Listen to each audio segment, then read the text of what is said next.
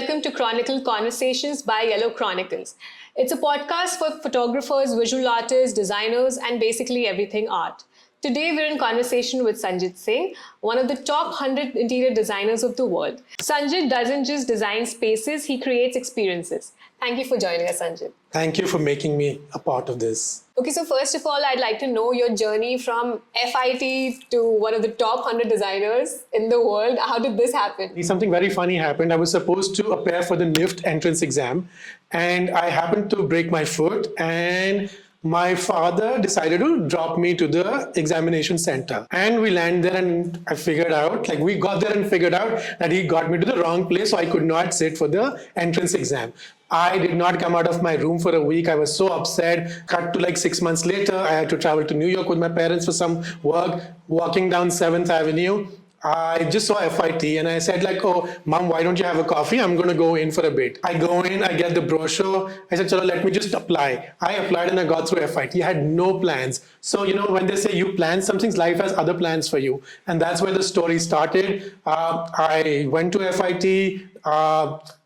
Besides doing my master's, I actually lived in New York for 9 years, which was an amazing sort of an experience for me. I ended up, not just studying fashion, but also interiors, visual merchandising, textiles, and I actually have a double major in commerce as well. So there's a lot that I ended up doing besides all my internships with very, very interesting companies. So it was a fabulous experience. After that, I moved to London for my master's. I worked in London, so I was away for 14 years. So that's how you kind of see that, there's a lot of, I call myself a mix of influences, and that's what you see in my work, basically. So that's how the journey started, and, it's still going on. Well, that's an amazing story. I had no idea that you'd gone through so much and you studied so much. Yes, that's why you see a lot of fashion influences in my work in terms of colors as well. So photography and interior design, how do you see these two art forms intersecting in today's digital world? It's something that I learned in college back in the day. My professor told me that 95% of the world is visual, and that stuck to me. And in today's age and generation, I said 99% of the world, it is visual.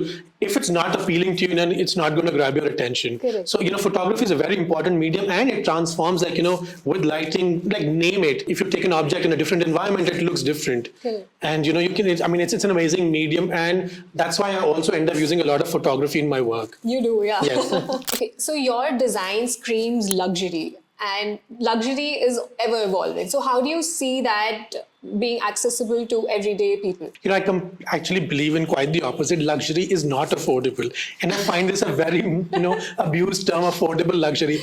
If it's affordable, how can it be luxurious? True. And when we design homes, we're doing, a 3-layer kitchen, from one kitchen to the other is when the food comes out. Or a spa at your home, or a salon. Right. That's luxury. And how can that be affordable? I think the truth has been spoken. So I'm sure you also go through a creative block. So how do you deal with that? What do you do? How do you get out of it? I learned over the period of time, the best way is to disconnect. Yeah. And it's okay to take a day off, even if it's a Wednesday. Yeah. Sometimes what happens is if you're just dragging yourself, you end up wasting time. And I've learned that it's okay to take a day off, go for a coffee in the morning, go to the spa, or go have a nice lunch. And, once you kind of recharge yourself, you're okay, you're ready to jump back right in. I think if you don't do that, rightly said that, you waste even more time. Exactly. And it happens with us in projects. Sometimes you're just waiting for that right idea, which you're not being able to kind of translate into your design. And, just take a day or two off, or maybe even if you take a day trip, right. And you come back so much charged that, you're ready to jump in, and that's what I do. Talking about projects, I'm sure there are certain, so you have your own personality and your own interior design sense. And there are certain clients who might have their own sense and they might be like, I want this. This is how I want things. So how do you deal with those kind of clients where you need to make sure that it's, right according to design, but also reflects their personality? So, which is something, we actually use that in all our projects. We sit down with the clients and understand their brief. Okay. If I straight away jump into designing without knowing what they want, it's going to be stupid of me, and I'll present something which they don't like. So, and also it's their house, it's not my house. Yeah. Also the clients coming to us, they know the kind of work that we do. So they understand what they're going to get, but we also sit and understand what they want, how they function as a family, how much color do they like, how bold they are, all of that. If I just do something very bold for a client who's very safe, it won't work. So that's why, that one thing I tell my team is like our every project has to be very different. And we try not to repeat details is because, that's how every project or the story, becomes different. Okay, so how do you stay true to your own design? And I really want to know, do you believe in design trends? What are your thoughts on it? Yes, coming from fashion background, I do use trends a lot, but we use them very in a way that, it can evolve. Yeah. Let's say we'll probably use like a piece of furniture in a fashion color that can be changed over a period of time. Okay. So trends to me are important because, otherwise, how do you bring in freshness in your projects? Absolutely. How are they true? And also something that was relevant in the 90s is probably not relevant now, or something that was relevant 10 years ago is not relevant now. So you've obviously got to use pieces of furniture or the forms that are happening. You have to introduce them. So so having said that, it's also important to stay true to what I do. And, I also like to evolve every 10 years. So something that I did 10 years, it's probably not relevant. I find it so dated and sometimes I judge myself, using a wallpaper on a ceiling, like what was I thinking? But it made sense back then, but not now. So so it's a constant, ongoing sort of, Even I think what we're doing today might not work 10 years later. Exactly. So it's evolution and it's also kind of, staying up with what the current trends are. It's kind of important. And, the clients travel so much. We all travel so much. They have their own trends that they want. Yeah, exactly. And you see so many new things and you want to incorporate that. Or sometimes you end up designing a whole room around a sculpture that a client has bought from a trip. So what keeps you inspired? Art, music, architecture? And is there any particular project that stuck with you? So travel, it actually includes all of that, be it art, be it architecture. Yeah. So that's what I do. And most of my trips revolve around that. So what I do is, let's say I'm going to a new city. I'll spend the first day doing all the sort of touristy things. And the next 5-7 days is what I'll do is I'll go to local neighborhoods. Okay. I'll probably eat local cuisine. I will go to neighborhoods, kind of cool, trendy neighborhood stores. And that's how you come back with new ideas. That's how I keep myself inspired. And I like to go to one new city every year.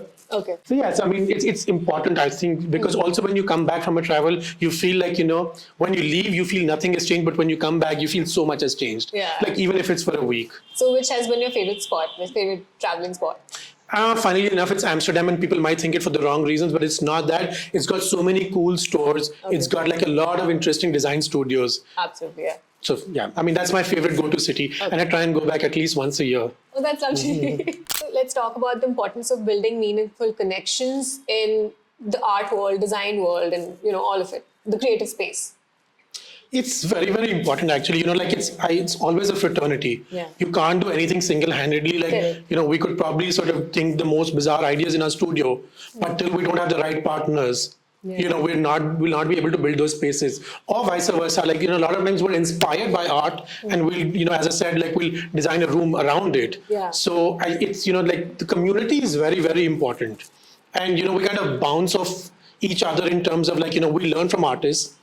And sometimes also we'll take colors from art and use them, not sometimes, a lot of times in our spaces, but it's also sometimes you understand how the art is created, and there could be a whole story around it in terms of designing the concept of a space. What do you think, platforms like Yellow Chronicles, how do you think they'll help shape this community, or It's also, I think it's a mini exhibition of its own, and an ongoing one. It's not just for a 3-day or a 4-day period. And, sometimes you obviously want to go back. You might have selected something earlier or at an art show, but it does not work or your client does not like. So you obviously need platforms like these, to sort of see a wide plethora of artists. Yeah. So let's talk about the importance of building meaningful connections in the art design world. I always say it's about a fraternity. It's not just, single-handedly, we can't function without these kind of platforms, and vice versa. So it's always interesting to have some sort of a platform which is there constant online, because it's not like a design exhibition that's going to happen and disappear after 3-4 days. And when you have platforms like these, you can always go back. Also, there are times when clients want to add newer things to their homes, not and besides that, you want different mediums in a project as well. Everything can't be photography. Everything can't be painted artwork. You need sculptures. You need all of this. So it's always a mix of things. So I think it's a very, very great initiative that you guys are doing. Yeah, I think Yellow Chronicles is a platform that would serve this purpose. Exactly. And I think network is key. Even for Yellow Chronicles, this is absolutely based on networking. And Networking, community. yes. And community is, I mean, it's all about the community Absolutely, now. Like yeah. we all support each other, and that's how things Yeah. happen. So I want to know your take on timeless or trendy design. How do you design spaces that remain relevant over time? So again, that's a question I'd like to answer in a different way. Okay. Like, who on this earth decides that a design is timeless? I mean, me going to my aunt's house, who designed her house in 1980s, and it's got this old carved furniture and like beige upholstery and all of that. Like people, I mean, it's not timeless. It was designed in the 80s. It still looks as if it's from the 80s. So don't we all like to evolve? Absolutely. Like your fashion changes every few years. Yes. You as a person change every 5 years. Yeah. So like so should your homes. I'm not saying tear down the entire house, but when we design our homes, we make them in a way that you can keep changing and transforming. And it happens with most of our projects where clients will call us back after 5 years. Sanjyt, can you shuffle things around? Yeah. We'll probably do that. We'll take an artwork from here, put it there, take a piece of furniture, put it there, change some upholstery, change some rugs. Like it just change the curtains and it just starts to look like a newer home. And that's, I mean, to me, that timeless is boring. Timeless is boring. Yes. Sorry, I mean, but again, we've been hearing a lot about timeless in a lot of panels, but who on this planet decides, like, to me, my design could be timeless, but I don't think it's timeless. And, there's a general sort of sensibility that's floating around that anything that's kind of neutral with lots of wood paneling and very basic, and you call it timeless. That's because it's just minimal and it works in every Exactly. setting, So there's nothing wrong with that kind of design, but, there's nothing on this planet which is timeless. So you've been in the industry for quite a lot of time now, and you have seen a lot of changes. And I think the most major change in the recent history has been social media. The last couple of years, I think things have changed and social media has taken it by storm. So how do you think that has changed interior design and how you perceive, or I don't know, how you work with interior design? It's changed in a good way and a bad way, both. Changed in a good way because clients can now see things that are happening outside India. Right. Like whatever said and done, we all look at the West. Ye acha hai, wo acha hai, Milan mein ye ho raha hai, so it's easier for us to kind of explain it to clients and look at these kind of things. But also it's become the new Pinterest. It has, yes. Yes. So, I mean, which is, again, there's nothing wrong in it. Sometimes it's okay for us to understand what the client wants. But once the project has been designed, then it's a nightmare. But it's also a blessing in a way because we get a lot of new clients from social media. So Absolutely. It's a blessing, and it's also not so much of a blessing, but because it's a full-time job. It is. And I think it has also sort of become a portfolio.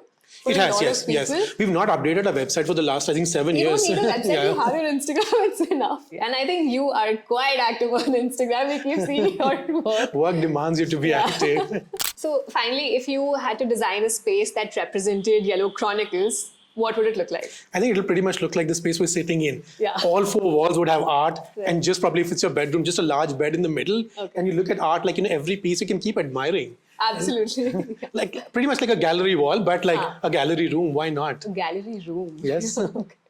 So at Yellow Chronicles, we believe in merging art, design, photography, and storytelling. So what's your message to young creatives trying to make their way in the design world? I'm going to take it from this word storytelling. What's your story? You've got to be unique to your story. Correct. Like till you don't develop your own design language, and it's okay that, you experiment on a few projects, and if you still don't know, that's fine. Keep experimenting till you know what you really love. And it's okay to keep evolving as well. Like, when I started designing my spaces, I used to be so minimal, and I'm completely I'm completely the opposite now because, again, as I said, it's evolution. Yeah, your designs now are very bold and eclectic and... Right, and which is, again, I try to bring my personality in. I am that person, like I'm weird. I am not so weird. I'm serious. I cannot be so serious as well. My taste in music is like very sort of weird in terms of like, I like Coke Studio as well, and I could be just dancing to like Munni Badnaam Hui, like things like those. So it's got to be your personality. Absolutely. So, so bring your personality in. Stay true to your style, which is very, very important. And at the end of the day, try and be different, and how does that come in is by bringing your personality. Absolutely. So it just kind of boils down. Cycle, it boils down to the fact that you've got to be true to yourself. Absolutely. And that's how you make your portfolio. And your portfolio has to reflect, people come and tell me, we saw that black bedroom and we thought of you. And people, so you see every designer, they have their own sort of sensibility. is basically, you've got to have your own sensibility, That's really- and that, that's your character. And If I that's see a black setup and a pop of color, That's me. Sanjyt Singh to me. They also say people who wear black have the most colorful minds. I read that recently. Okay. All right. Thank you so much for coming. It was lovely having you here. I think I got a really fresh take on a lot of different topics this time. Thank you so much. And before we sign off, I'm going to say something. अपने furniture के साथ अपनी दीवारों की भी खूबसूरती बरकरार रखें, क्योंकि डिजाइन स्वाद अनुसार. Thank you so Thank much. you.